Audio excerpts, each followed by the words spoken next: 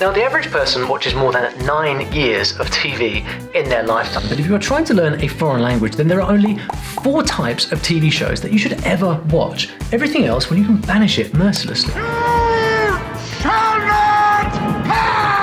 I've watched hundreds of TV shows over the years to help me learn 8 languages, and much of that time was totally wasted until I eventually figured out the 4 types of TV shows that actually help you learn fast. So in this video, I'm going to tell you what they are so that you don't have to waste your time on the wrong ones and can just become fluent instead. Oh, there's a very cool app as well. So what are these 4 show types? Well, here is a hint. Погоди, давай поговорим.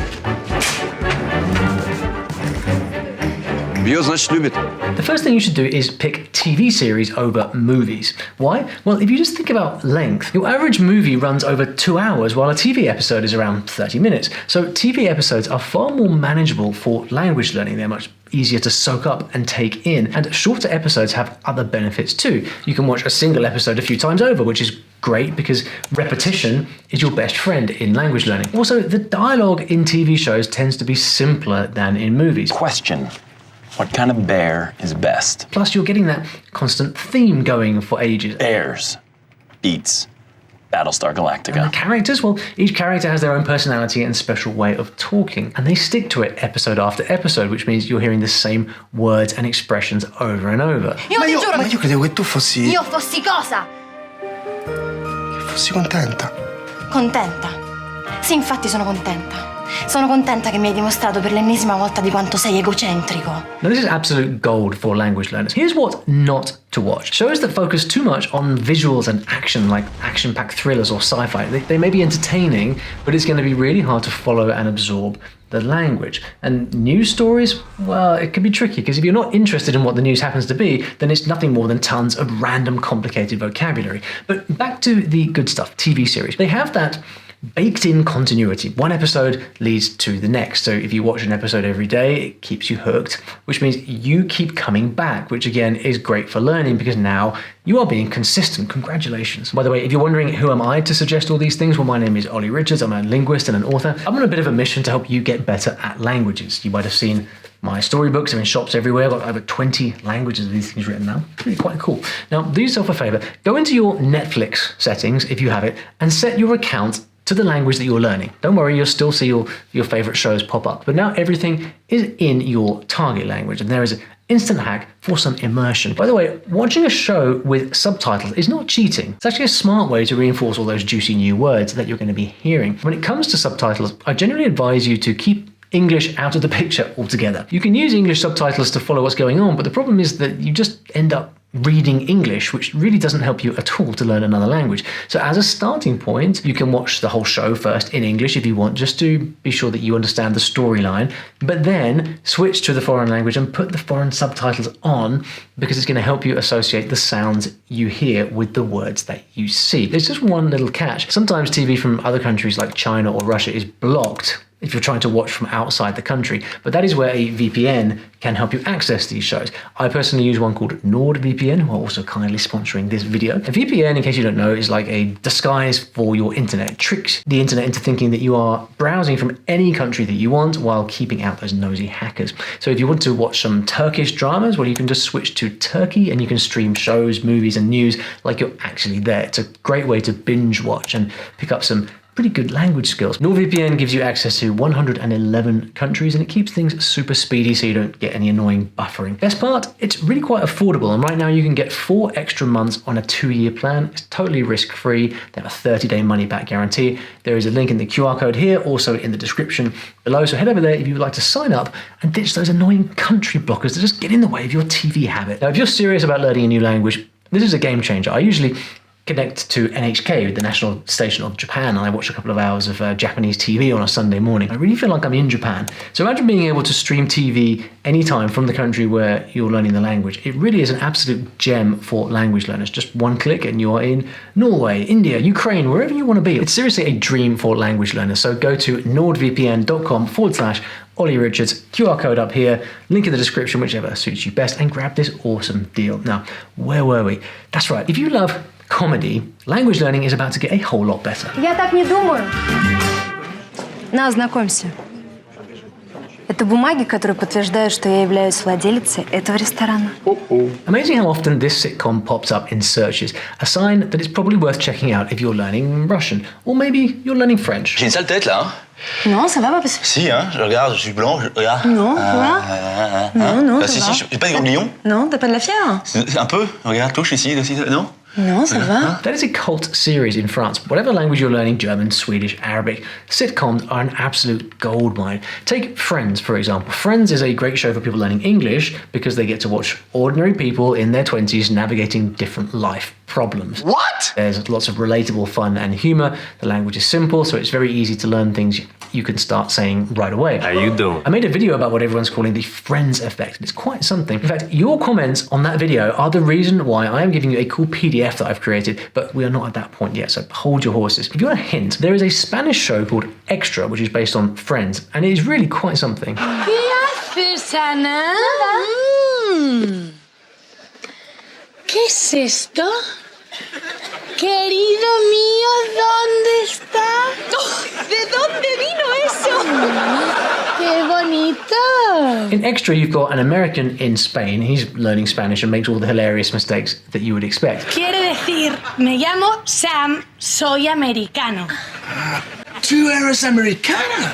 Oh, entra. His friends correct him, so you actually learn with him. You'll love this if you are a upper beginner in Spanish because they speak so slowly. You can easily follow along what's happening and pick up a shipload of Spanish slang and idioms. Or maybe you're into Scandinavian languages. Well, here is a Norwegian show for you. Du har ikke lyst til å bli min en tur, da?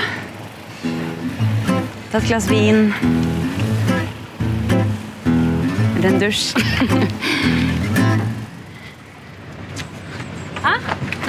Awkward. So why do these sitcoms work? Well, mostly because they are relatable and packed with everyday conversational language. And when you catch a joke in another language, you get a laugh it's an instant win, and that's going to really push your fluency forward. Suddenly you feel like a bit of an insider in that culture, you know? Plus, if you're getting their jokes, it's a sign that you're doing really well. Best part is, sitcoms like Extra often come with transcripts online. Quiere decir, me llamo Sam, soy americano. Tú eres americana. Oh, entra. I have to do a bit of digging, for example, on fan sites, but if you can find the transcript, print it out and follow along, this really locks in your learning. You get to listen and read at the same time in a format that's convenient for actually learning. In fact, on that point, you should move heaven and earth to get your hands on transcripts. Really, it's such a fantastic learning tool. You will thank me later. But can you learn from shows that are even more outrageous and high stakes? Well, yeah, you can. Here's a world that's gone totally loco. Hasta que perdí a mi mamá, perdí mi casa, perdí a mi hermana. Yo sentía que la vida no tenía sentido hasta que la conocí a usted. Lo frágil que es el amor. Es un ampón y yo no quiero ampones en nuestra familia. Yo no voy a aceptar que usted sea un delincuente. There's a popular Spanish telenovela called Amar y Vivir. It's the kind of drama that sucks you in and teaches you slang. And if you love drama, let me give you the best news first. Telenovelas don't only come in Spanish and Portuguese. No, they don't. A lot of countries do similar things. Like those Turkish shows have cliffhangers to rival Breaking Bad. Hasta mıymış? Kimdi bu ses kim göz almış? If you don't know what a telenovela is, go and watch Days of Our Lives. And then we'll talk. I have to say though, the foreign ones are way more fun. Pero claro, a mí es que me encanta estar todo el día delante de la parrilla, como no hace calor. Bueno, deja ya de quejarte, ¿no? Que estás en un paraíso y no lo valoras. Sí, yo soy muy feliz. Esto es como el lago azul. Telenovelas are packed to the hilt with drama, and they give you tons of useful vocabulary along the way. A la chingada, ya no puedo más.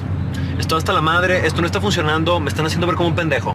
Nos regresamos para mi casa. They usually involve intense emotions, complex relationships, plots full of twists, you get the point. And since the characters often speak clearly and love to repeat themselves, it's a perfect setup for language learning. He vuelto. Paquita, ya está aquí. ¿Qué los haters? ¿Eso quién es? ¿Qué es esta gente? Vamos a llevar a carrera de dos grandes actrices, Lidia San José y Belinda Washington. Venga, tú eres una guarra. Soy la marrana de la campuriana. Fun show. So many common expressions to steal, and you can even imitate the pronunciation until you nail it. Now, have you heard of Language Reactor? This is a Chrome extension that you can use for Netflix or YouTube, and it gives you bilingual subtitles, so you see both languages at the same time. It's a pretty awesome way to double check that you understand something, and it even lets you save words to upload to Anki or whatever flashcard system you might be using for remembering words. You know, in the introduction to my short stories books, I showed you these earlier, I talk about how it's important not to look up too many words when you're reading because it can slow your progress through the book.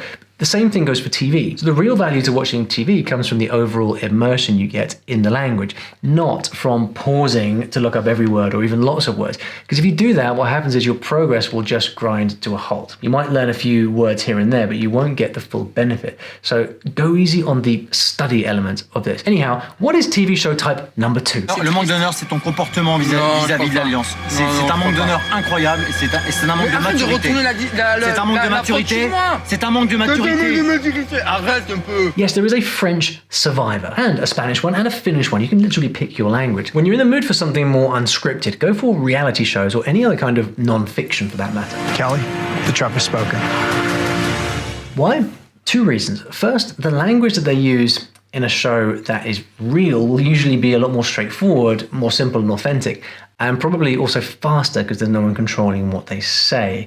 Emotions tend to come into it, tempers flare. Est-ce que tu étais mon pote avant, Lord? Réponds-moi, oui ou non? On était ensemble. Réponds-moi, est-ce que tu étais... Oui ou non? On était ensemble. Basta. Maintenant. Basta, cherche pas de la merde. Tu as vendu un mec de ton équipe. Yeah, it's going to sound like what you'll experience if you fly to the country right now and make some friends. そういうさ、やっぱ気にしてたとかって言われるとさ、こっちも困るっていうかさ、どういう呼び出されてね。Japanese reality show Terrace House is pretty easy to follow. It's a bit like Big Brother, and you really get caught up in the drama. It can get intense and quite mean actually, but it is raw and a fantastic way to see and hear the language in action in a home environment. I mean, they're not actors, right? So you hear a lot of ums and buts and all the other way that native speakers fumble their own sentences. Second, you're getting heaps of unfiltered clues about the culture. I'm talking like giant doses of natural, legitimate reactions to situations. For example, it's quite interesting to see how younger Japanese people stylize their sentences or wait for turns in conversations or the very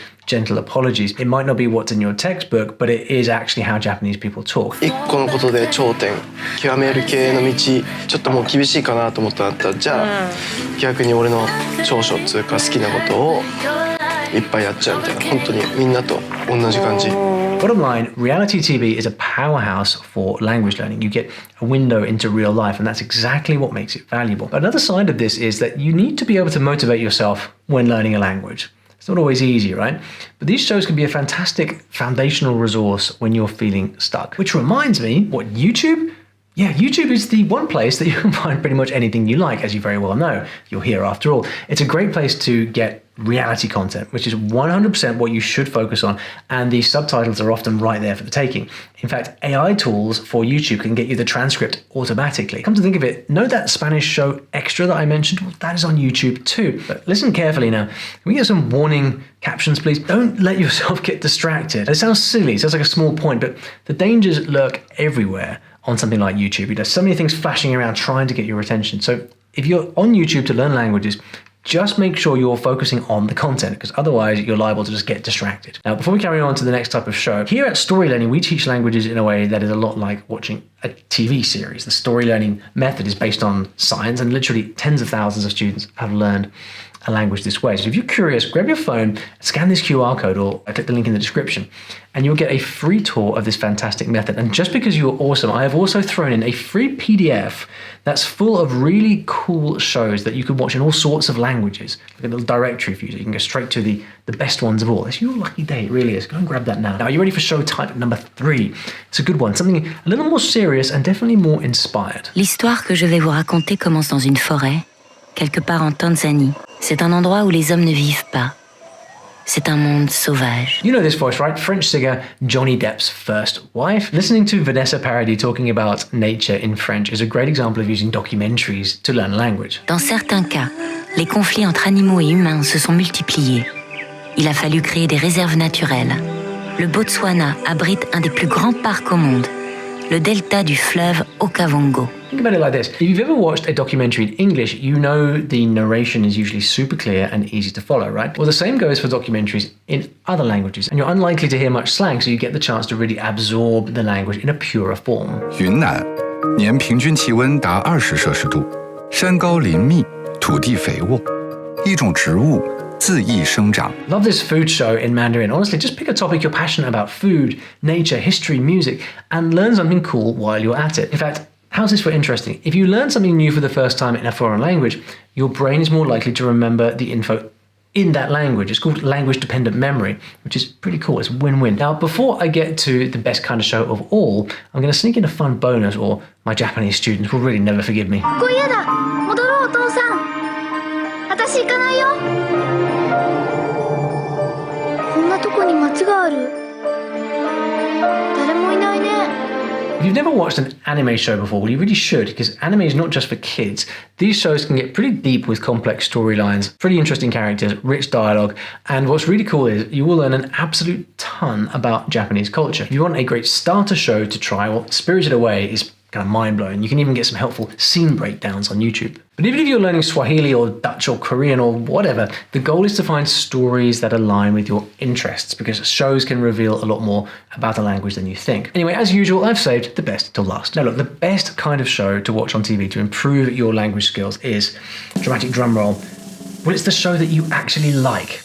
And bear with me here, this one is key. You've got to choose shows that you truly enjoy. It sounds obvious, but let's be honest, how often do we push through a boring show or material or book or whatever just because we think it will help us learn? Isn't that every textbook?